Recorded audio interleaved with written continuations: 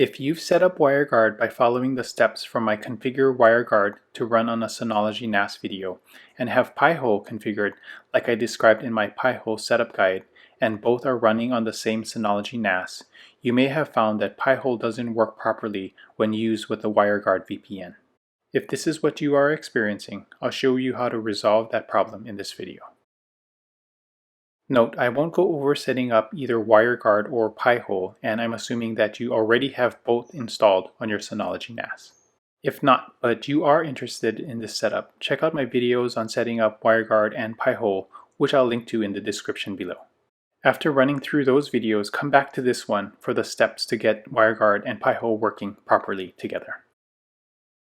Before moving on, just note that I've made a few changes on both the server and client configurations in my setup. On the server end, I've changed the listen port to 51822, where in the WireGuard video the port used was 51820.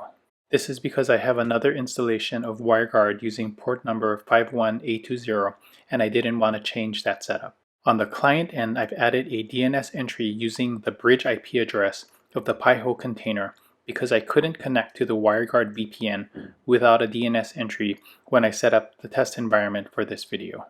And lastly, I've updated the endpoint with the updated port number 51822 as well. While the connection to the WireGuard server works great with this setup, I'm not able to do name server lookups or take advantage of the ad blocking that the Pi-hole Docker container should provide either through the bridge IP address or the MAC VLAN IP address. However, if I SSH into my Synology NAS, I can confirm that the bridge IP address of the Pi-hole Docker container responds properly to name server lookups, so I know Pi-hole is running and working properly. Now, let's make the changes needed to get WireGuard to work properly with the Pi-hole Docker container. I'll edit the wg0.conf file, comment out the current post-up and post-down entries, and paste in new entries with some additional IP tables adjustments to get things working. Basically, the entries added make WireGuard aware of the bridge network that the Pi-hole Docker container is on and properly routes traffic to the bridge network if Pi-hole is accessed or through the main interface for any other traffic. To learn more about this solution, I'll leave a link to the Pi-hole Discourse community post that helped me figure things out in the description below.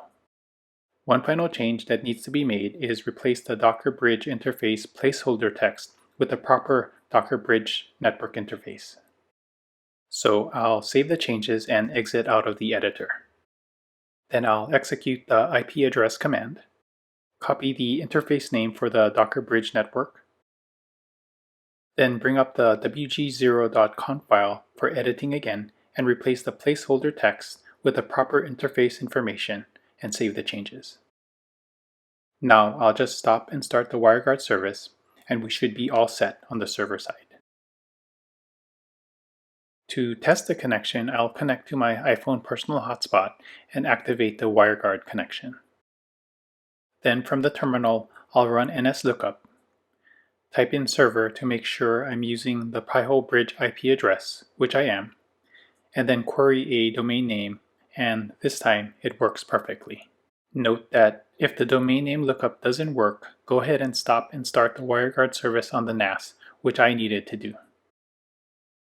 Lastly, if you would like to set up a split tunnel connection rather than a full tunnel, you'll need to edit your client configuration, and for the allowed IPs entry, make sure to include both your LAN subnet and the subnet setup for your Pi-hole Docker Bridge network, and save the changes. Hopefully this video on configuring Pi-hole to work with WireGuard helped you in your setup, and if it did, make sure to like this video and let me know how things worked out in the comments section below. Lastly, I'd be grateful if you would consider subscribing to this channel, and if you have the means, support my work by buying me a coffee. The link is in the description below. Thanks so much for watching.